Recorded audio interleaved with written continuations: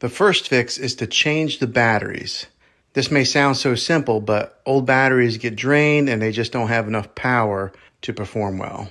Try changing them out to a fresh set of new batteries. If that doesn't work, let's try this next fix. Press the home button on your remote control for 10 seconds. Make sure that you hold down on it for the full 10 seconds. This helps your remote to get connected back with your Firestick again. Once it's successfully paired, you will get a notification on your TV that looks like this. If that doesn't work, let's go to fix number 3. This would be to pair a new remote. You go into the settings of your Firestick, which you may have to download the Fire TV app to do this with your phone if you don't have a working remote. But go into the settings, go to controllers and Bluetooth devices, Amazon Fire TV remotes, select that, and then go to add new remote.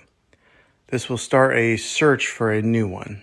Hopefully these steps helped you, and if they did, click a thumbs up on this video. Go ahead and subscribe to my channel. I make tech videos all the time, and I'd love to have you back in the next one. Take care.